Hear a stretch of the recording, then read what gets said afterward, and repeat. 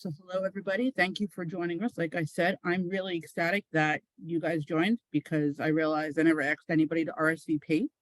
And so I was like, ooh, I might be by myself today. So Susan, I was going to cover that first and foremost, is that Phase 40 did not actually hit the website yet for the national board. And that is, because they have so many different phases going on at one time. The system was not built for that. So they are building out the system and they are behind schedule. So they released Phase 40, but they haven't allowed us to certify it yet. They expected to have it ready before Christmas. And then they said it would be ready by the time we got back. And we are still waiting. Unfortunately, this is not the first time that we've had this issue with Worldwide. We did have this when it was the first time we had the third phase going on at the same time, when it was Phase 38 that was introduced. Because we had Phase 37, Phase CARES, and then Phase 38 all at the same time, and the system couldn't handle it. So on top of those, there are, if you are a current or if you are a past emergency food and shelter member, you know that there are other phases going on, a humanitarian phase, and a couple that are specifically designated for the southern states right now to help with the immigrant things that are going on. So I'm assuming we must forego spending. You don't have to forego spending. So I will stop giving you the explanation for EFSP, I guess, and I'll just hit some of those major points. And so the spending period for Phase 40, for the spending period for Phase 39, Phase ARPA-R, and Phase 40 are November 1st, 2021 through December 31st, 2023. So you can cover bills backdating. You will get the money. Unfortunately, if anybody has dealt with the state and federal contracts before, this is common, that they have a spending period before you get the money. But this is very much reimbursable and you will get the money. So long as you follow the instructions of the certification and the other things I'm going to go through in this program, you will get the money. The money is issued in 2 installments, the initial installment, and then after you do your interim report, you get your second installment. But I'm going to share my screen and go through the slides of procedures and everything like that, and then we'll go through if there's any other questions.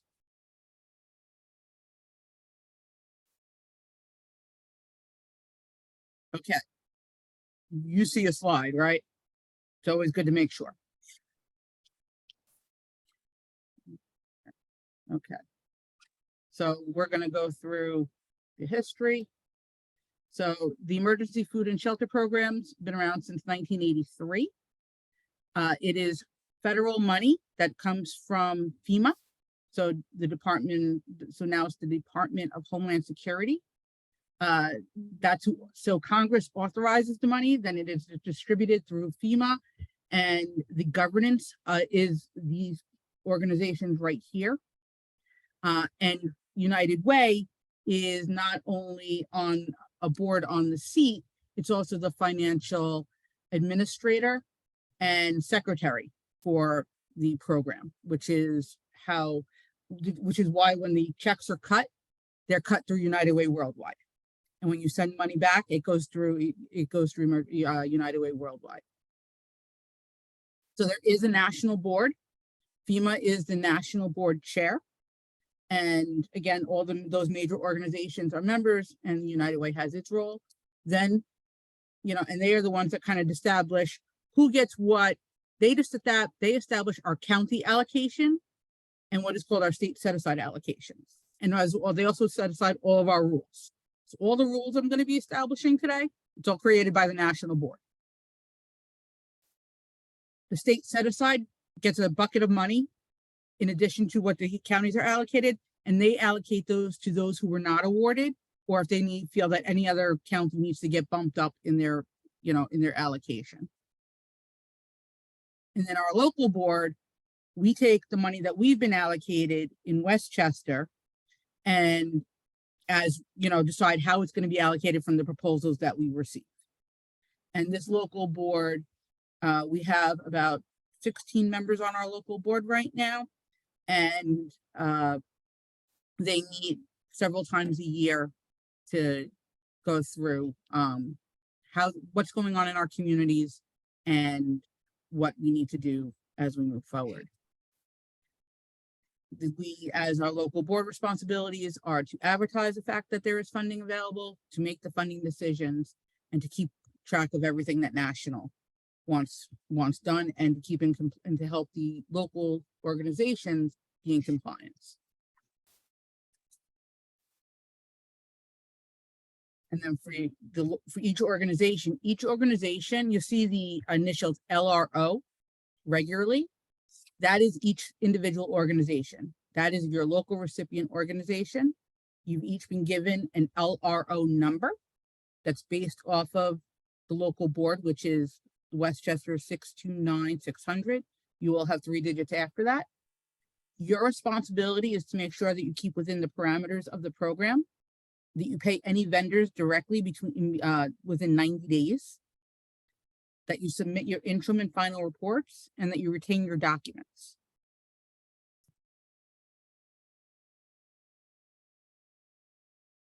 Okay. There is a manual as well as updates to the manual available on the website.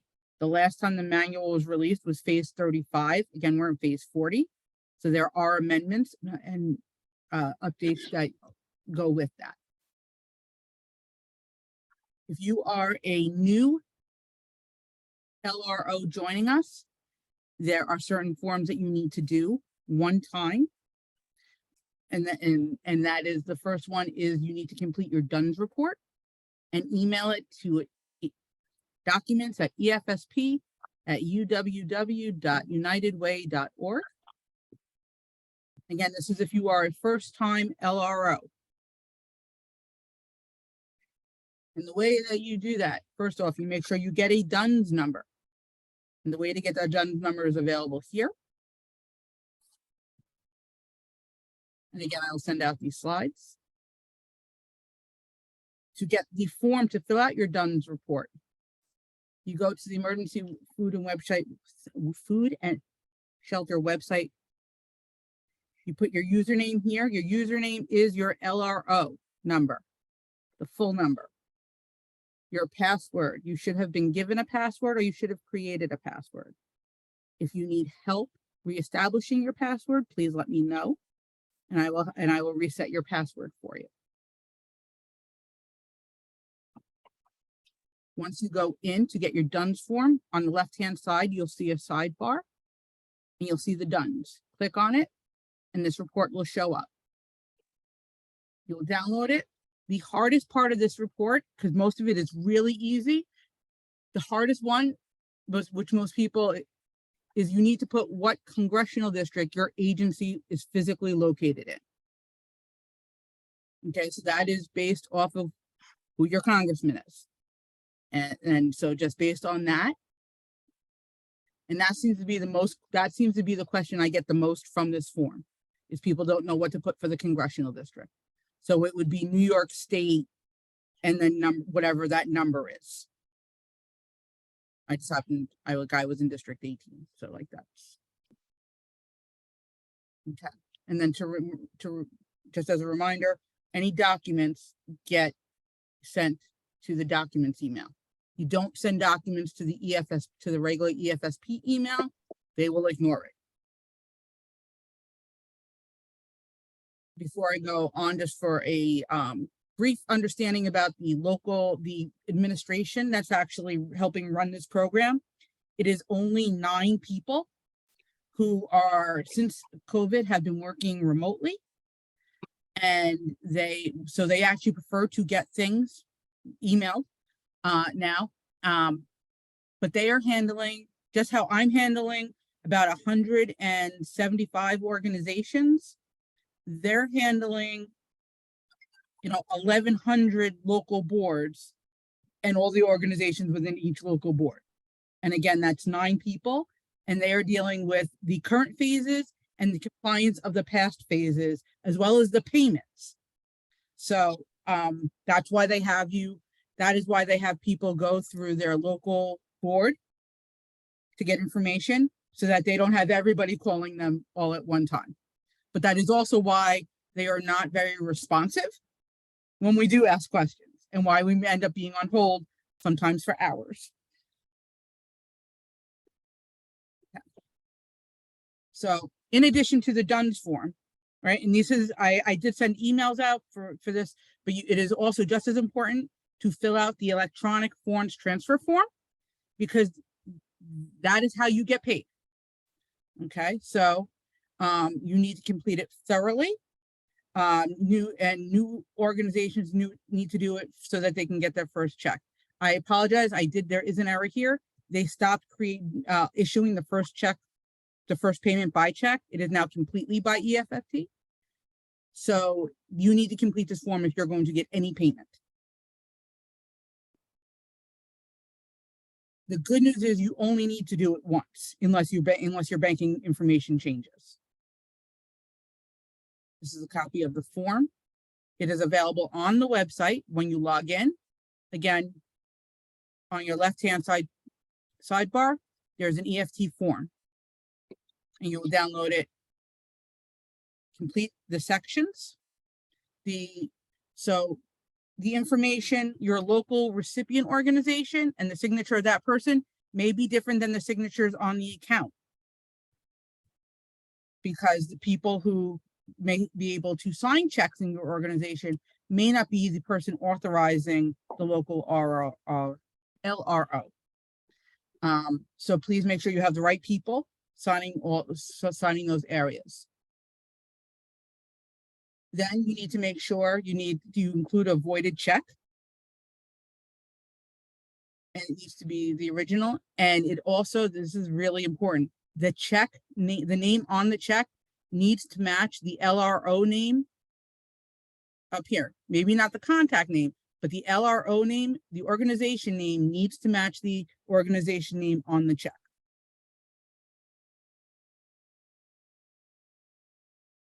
So they will not accept a starter check with anything handwritten in.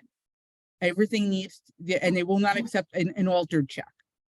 Everything, it needs to be an established check that's pre-printed. Again, the name needs to match the name on the form. And again, they're just really big on that, just to make sure that there's, the money is going to where it's saying it's going. Does anybody have any questions? Okay, so if our banking information has changed, if our bank has changed, do we have to go through the same process to update? If you want to get a payment, otherwise the payment's going directly to your old bank. Okay. I don't know what, you didn't, well, if you want to talk about that offline, I think you got money in phase 39 and phase ARPA-R, so I don't know when you changed your banking information. Yeah, they just merged, and so the account number is the same, and the original bank was still transferring everything over for a period, but now there's an official different routing number. So then yes, that needs to be changed. Okay, thanks. Great question. Okay, so once you've done your EFT form, and once you've done your DUNS form and they've accepted it, and that can take 6 to 8 weeks sometimes, right? And this is why I'm telling you not to mail anything in, because it takes 3 times as long if you mail anything in.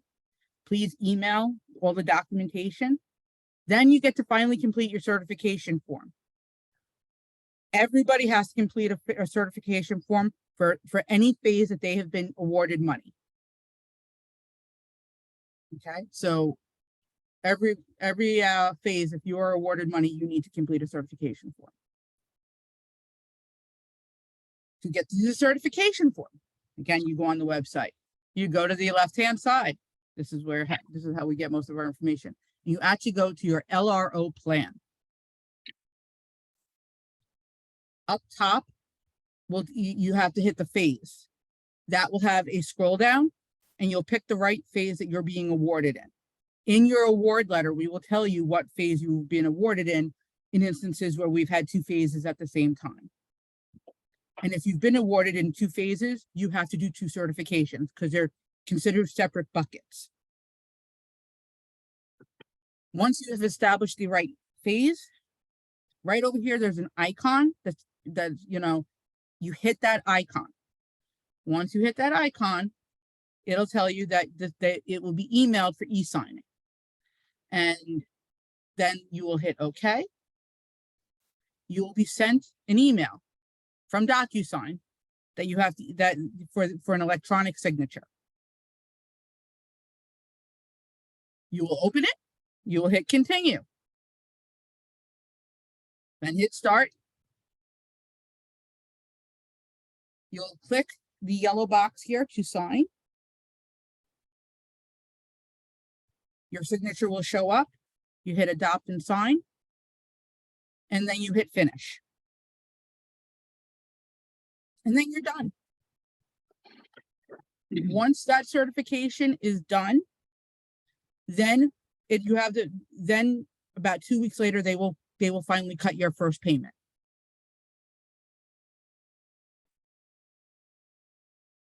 Any questions about certification, DUNS, or EFT, electronic fund transfers? Question on the certification form. Okay. Whose signature is required for that? It is typically the executive director, or sometimes it's the chief financial officer. It is the person who's been designated by the form. The organization has designated a person. Okay. Thank you. So it's whoever has the ability to say, yes, we want your money, and we vouch to spend it properly. Got it. Which brings us to our next section of the eligible and ineligible expenditures. Does anybody have any other questions about the DUNS or the certification? Okay. So to understand, the program was not designed to start new programs. The program was designed to supplement existing programs. It is, even though the program, helped during COVID, it is not about helping disasters. It is about helping people economically when they're financially challenged. And it's not meant to be used in the future, right? This is not funds that we're saving for a rainy day. We're looking to help people during their rainy day right now. And the money must be spent providing services within our jurisdiction. So this is not money that can be spent outside of Westchester County. This must be used to help people within Westchester County. Okay. You get to select, the money needs to be spent with vendors. Money cannot be issued directly to individuals and to clients. Okay. Payments go to vendors only. It's not meant for reimbursement, and that means reimbursement to staff, volunteers, or clients. It must go to a company. An LRO may not be considered a vendor unless it is the food bank, because it's supplying the food that you're using. And none of you are fiscal agents or conduits. The only approved methods of payment are checks, debit cards, credit cards, or electronic payments directly from the LRO. Use of a personal credit card does not count. A credit card needs to be in the name of the organization. For instance, my CEO has a credit card that we tend to use. It has his name on it, but also has on it United Way of Westchester and Putnam. So anything that needs, any check, debit card, or credit card that needs to be used needs to have the name of your organization on it in order for that payment to count towards the Emergency Food and Shelter Program. Additionally, payments must be made within 90 days of the invoice date or the date on the client's intake form. And what is the difference in that?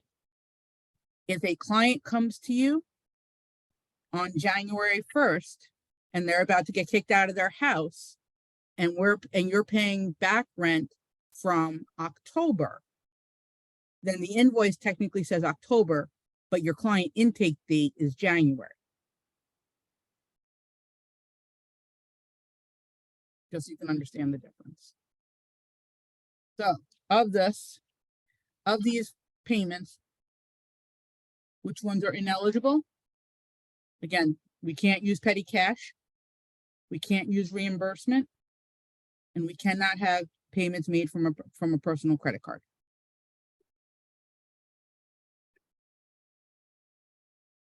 Now we've got the categories for spending. Now, please note that in your award letter, you were told what categories we allocated you funds in. All right. There can be transfers, but we need to know about that because this is how the way we awarded you funds is how they will be expected to be reported on. So if you have to move money around, and by move money, I mean, if you were doing rental assistance and now you're helping somebody with their utilities and we didn't allocate you money for utilities, we need to know we're moving that over. If you were doing money from served meals, but then you're going to some other kind of food, we need to know so we can move that money. It needs to equal the same amount and we need to know how to move that around. So just because the category is here, if you were not awarded funds in that category, the board has a right to say, no, you can't use it. For instance, we did not permit any funds to be used for emergency repairs. We did not approve any funds to be used for mass shelter or other shelter.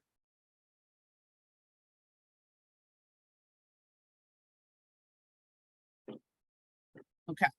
If you are if you got awarded money for served meals, and I know some of you did get money for served meals, okay, you have two ways that you can account for how you use the funds, but you need to decide early because it's pick one and stick to it. And the two ways are you can keep track of your direct costs and then subtract how you use the funding, or a per meal allowance, which is now at $3 per meal.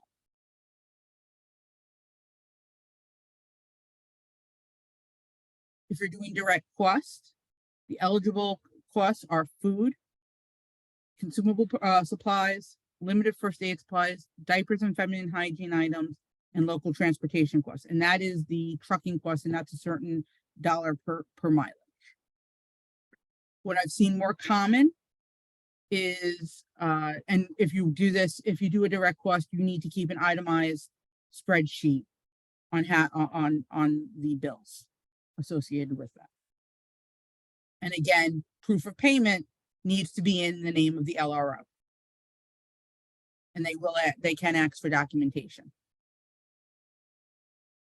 So, and I apologize here, this has been updated to $3 per meal if you're doing the meal allowance. And that when you're keeping track of the dates and how many people, and then the reimbursement. This is what a meal log looks like. And we'll go through more of the documentation and the spreadsheets further into the slides, but there are sample forms available on the EFSP website. What is not eligible? Pet products, beauty products, bottle deposits, membership fees, subscriptions, receipts that are that are outside of the spending period. Payments that happen outside of the 90 days, right? Prepayments are not allowed. And also, again, any payments made that are not made by the LRO directly. For other food, seeds, food vouchers, with gift cards and gift certificates, there needs to be something on the gift card or gift certificate that says it cannot be used for that, or that it can only be used for food, feminine hygiene products, or diapers. Typically what we've done is we've added a sticker ourselves because we haven't found any gift cards that actually have that on there. At my organization, we've used Stop and Shop because you can buy them in bulk and actually save some money so you can get more bang for your buck.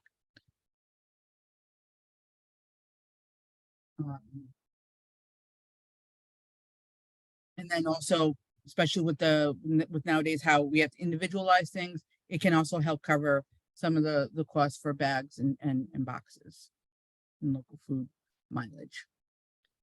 Again, there'll be a spreadsheet you need to track your expenses on. And it's the same rules. Has to be paid by the LRO directly. And we have to, and you can track the things. Of what's not eligible here, holiday baskets, payments on the account, and food for fundraising events are not eligible.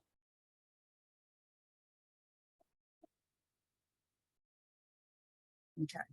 For rent and mortgage assistance. Prior to phase 39, you were only able to cover 1 month's rent. You are now able to cover up to 3 months rent in the rears. You cannot cover 3 months ahead. You can cover 1 month ahead. All right. And that's to help get the person out of the situation, to get them out of temporary shelter, or to get, or if they're going to be homeless, you can pay for 1 month's rent ahead, but you cannot pay security. You will be paying the actual month, not the security.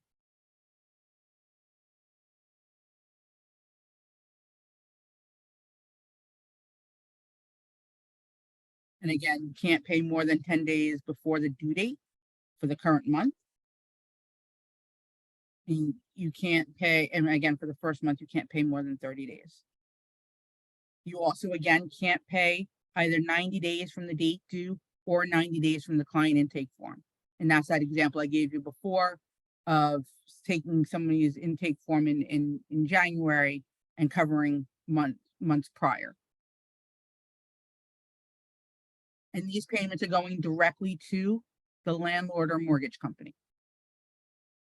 They can't cover fees. They can cover principal and interest.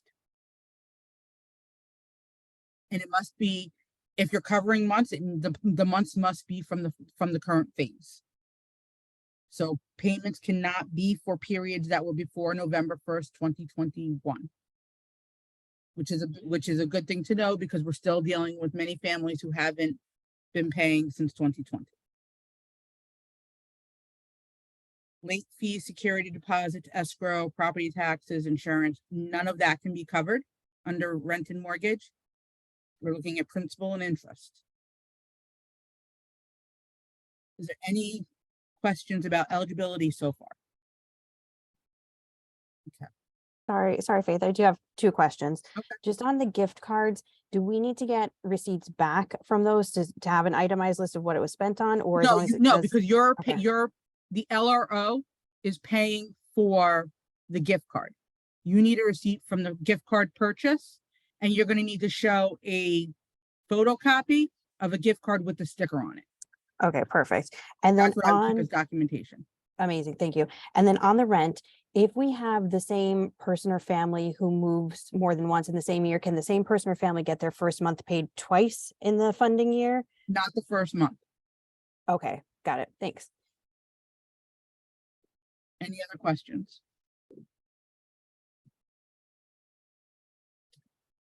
I do have a question really quickly. For the gift cards, when sending an electronic gift card, they have an option for you to put a note. In that area, can we put that verbiage of it can only be used for food in there? Would that be acceptable? Yes, but I would make sure that you have a printout of that in case they ever ask about it. So you can show that you did let them know that it was restricted. Got it. Okay.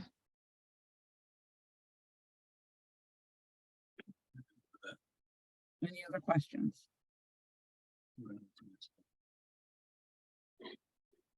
Okay. If you're working in the rent and mortgage world, there is more documentation that is needed, because you need a letter from the landlord stating the arrears. And you need to have, all this information also. And something that's not listed here, if you're working with rent and mortgage, There's a clearinghouse form that we require you to fill out and send in to WRO. Because we need to make sure that clients are not double dipping by going to different organizations and getting money from the same bucket of money. Now, with that being said, a client can get money from one organization from phase 39 and go to a different organization and get funds from phase 40. And yes, a client can get money from phase 39 and phase 40, not to cover the same months, obviously. And I cannot tell you that you can put 3 months and 3 months together. We're actually waiting from the Emergency Food and Shelter Program to give us a final say on that. And some of you should have gotten, you actually all should have gotten an email. They are holding their own set of webinars in late January and early February, where hopefully we're finding more of that information out. So I would not advise doing that at this point.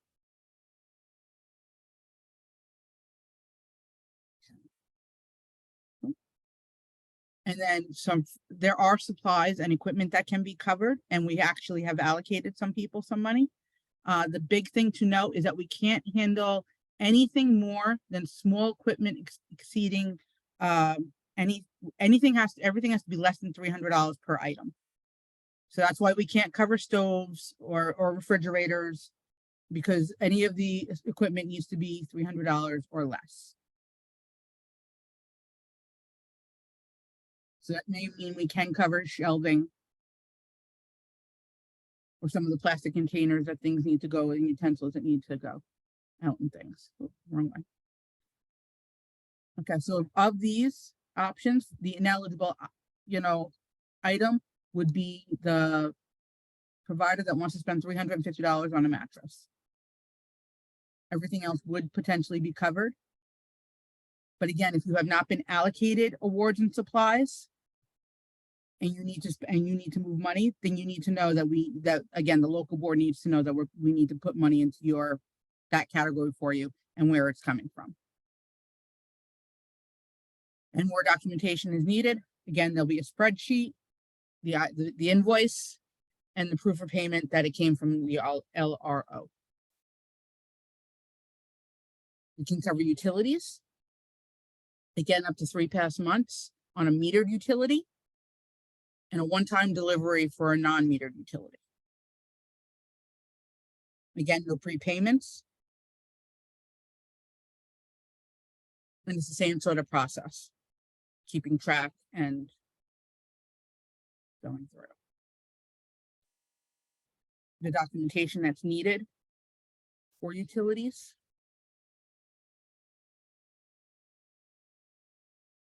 Administration, actually, the LROs don't have an administration, but the local boards put the administration towards us to be able to run this program.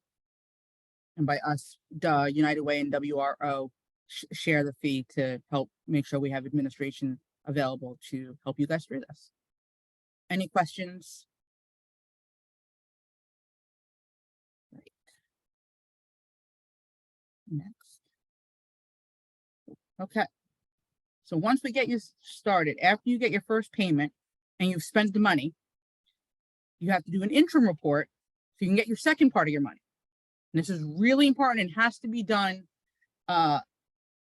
Really, they want all these interim reports done no later than, August or September, so that you have time, they have time to get you the funds.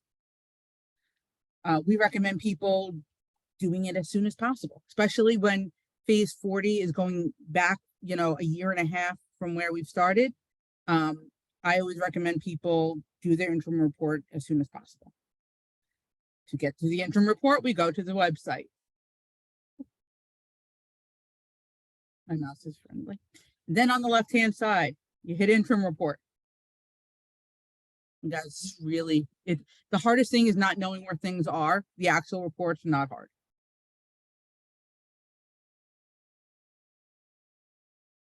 Okay. So then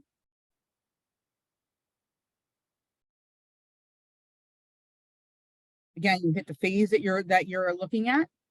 And you click here to do your report. You fill in how you've spent your money in the categories that you've been allotted.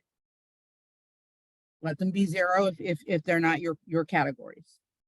And then it is important to hit submit to LB and e-sign. Once you do that, it will confirm with you.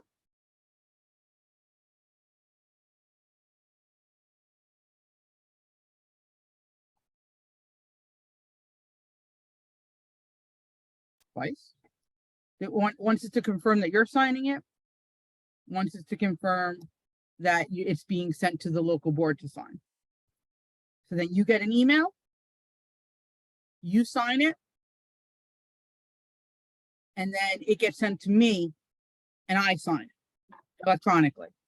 And then you get notification when I sign it. Faith, can you say when this is due? I'm so sorry, I can't hear you. Can you say when it's due? There's not a due date for the interim report. However, if you don't, well, I guess I would have to say your interim report should probably be due by July of 2023 to make sure you have enough time to spend the money, because it can take, some of us will know, it can take 6 to 8 weeks to get the money from Worldwide if there are compliance issues that you're working through or they are backed up. So we tell people to get it in as soon as possible. Thank you.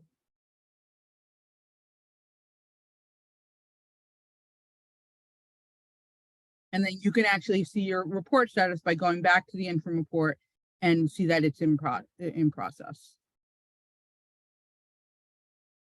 And it'll be emailed to you. You do need to e-sign it. But you'll hit start. You only need to sign it once. Adopt and sign. And finish. It gets sent to me. I sign it. It's off, and it's off to national. Now we're up to spreadsheets. And this is in addition to the documentation, this is what you will end up sending with your final report. But it's much easier if you're keeping track of it along the way. Okay, there are some sample spreadsheets available on the left-hand side of the website. I don't think they actually have that in this particular thing. So I still 90% of these slides I took from the Emergency Food and Shelter's other presentations, because why should I reinvent the wheel? If you go to the forms, there are samples, and you just obviously click the icon and they will download for you. I've also, I believe, sent everybody copies, templates of the spreadsheets for you to refer back to.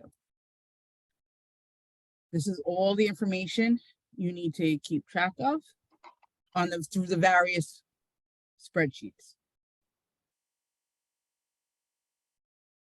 It is important on the spreadsheets to put what phase it is, to put the name of your organization and the LRO. It is also really important to make sure you have something in each column. Even if it, again, if it's no number, put NA. They're serious. They will, compliance wise, they will ding you and tell you and make you redo it if you do not have it the way that they want it. If you are paying with a debit card, and I actually recommend, when in doubt, pay with a debit card or a credit card, right? Because then you are putting card here, the check number and the check payment clearing date are the same date. Your invoice, if you're paying at a store, you have to put that down.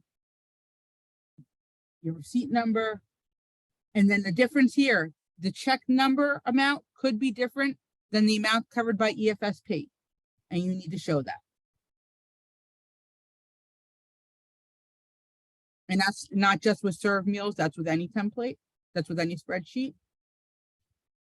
The vendor name, you know, you need to keep track of who your vendor name, what your vendor name is.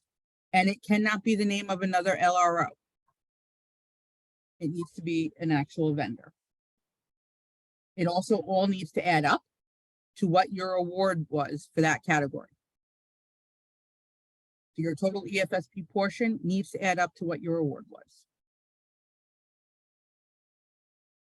You also need to make sure your dates line up so that you are paying within 90 days of the invoice date.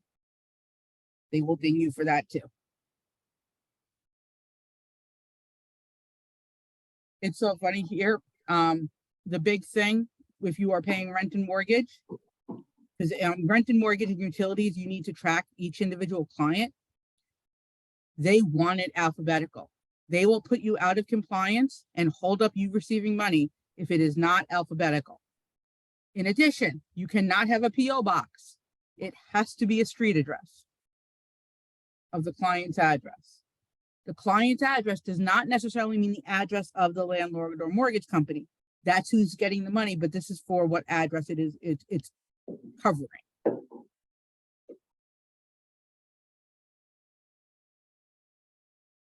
The common errors on the spreadsheets, missing information, not including it in all the columns. It is funny, the alphabetizing, it's real. It's really ridiculous how the tiniest things, they want to make their jobs easy. So it's easier to do this early on. And it's also one of the reasons we recommend you doing it in the Excel document that we've given you and not handwriting it, so that you could filter and do alphabetized by last name if you need to. Make sure none of your invoices are from outside of the spending period. And again, making sure the check date is within the 90 days. Any other questions? Our organization doesn't use checks. They're all electronic fund transfers from the bank. So how do we That's show? okay. I think you would put what is ACH? Okay, You would put ACH in that. instead of card or check number. Right.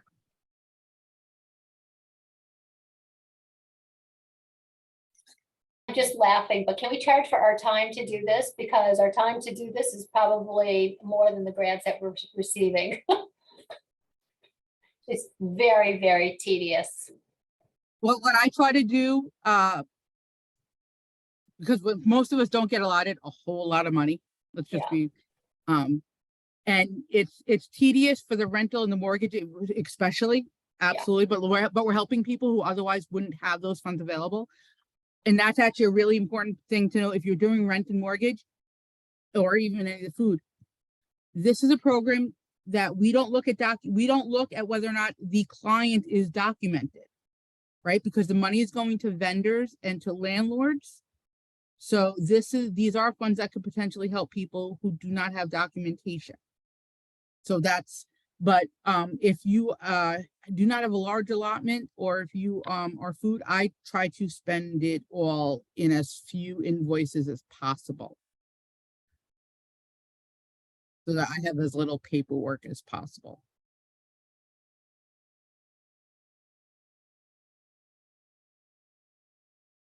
Any other questions? Hey, I'm sorry, if you could just kind of go over again now, if like my agency provides us usually with the check, right, for us to go ahead and purchase it. You know, we are not able to use our like personal debit cards to, like if we were to deposit that check and then use the debit card to do the purchases through the vendors, or No. should we be using agency credit cards or things like that? Is that what we're saying? Your credit,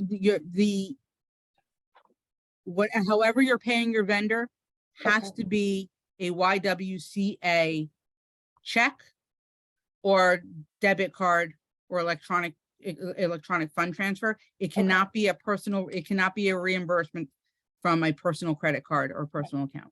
Okay, thank you. I thought that's what I heard you say in the beginning. Thank you.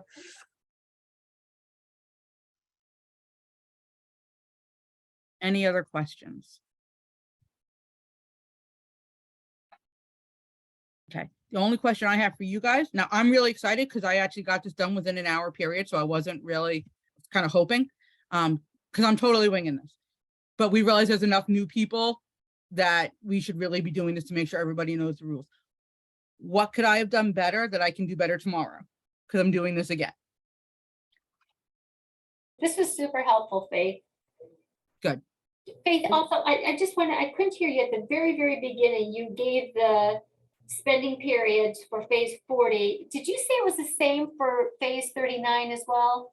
Phase 39, phase ARPA R, and phase 40 will all run concurrently and have the same dates. Okay. Faith, You have- I sorry. had asked in the chat, can we get a copy of these slides? Yes, I will be sending out a copy of the slides and a link to the video, Great. Thank because you. I don't expect you to remember all this. You know, and that's why I didn't even bother going over the final report at this point, because we won't receive that for quite some time. Thank you so much. I appreciate that. A quick- Yes, Frank. Was the, I've tried to do the certification thing for phase 40. Is that still not up? It and is running? not up yet. We spoke about that briefly in the beginning. National's Okay. having a hard time getting it live. Okay, And so as soon as we know, I will let everybody else know, but as of right now, it is still not available. okay, sorry, I But came. because we have the spending period, you are able to, if you have the funds available, you can spend now and just do a reimbursement when the funds come in. If not, once we have the certification, we'll be able to go through it. We're hoping any day now, because it was supposed to be before Christmas. Yes, Erin. Perfect. You've done a fantastic job. I'm just still wrapping my head around this. So we were approved only for phase 40. Does that mean if we spent funds in 2022, we can still get reimbursed for those? Yes, because if the spending period of started in November 1st, 2021. Amazing. Thank you. So yes. But let's just go, you reach out to me personally for an example of that, just to make sure that you get it covered. Karen, Lisa, I apologize. Lisa, you've had your hand up. That's okay. Did you say it's always 2 payments? It's always 2 payments. Okay, It's the first payment, you'll get the first half, and then you don't get your second half until after you've completed your interim report. thank you.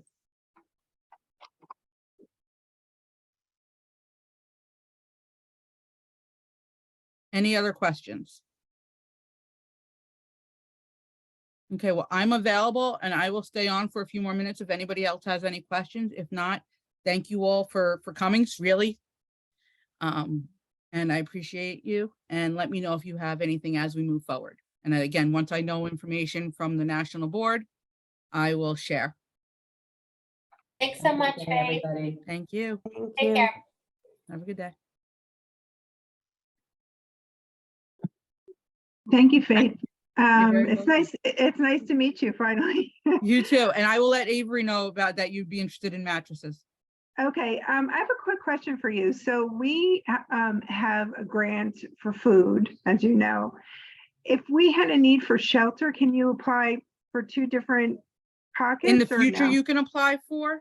There are very strict rules for the shelter, and which is one of the reasons we typically don't allocate money for the shelter. Okay, So I would, and they don't pay a whole lot towards the shelter.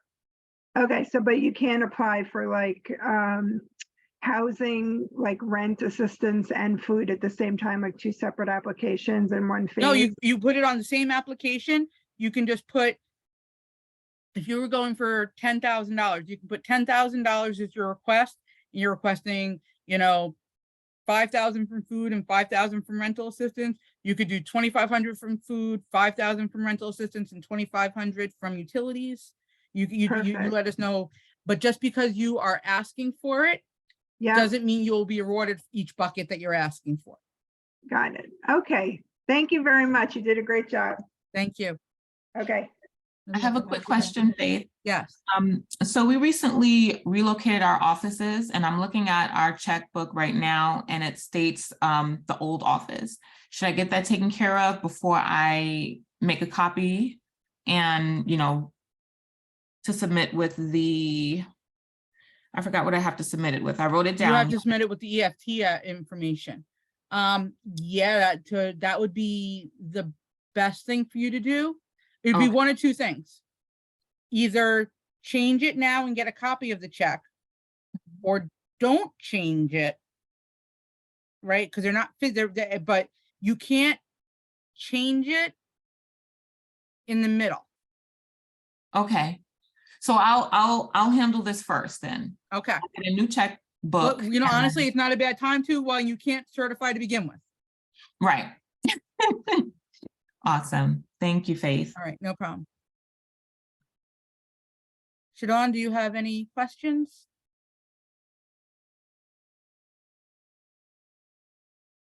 Okay.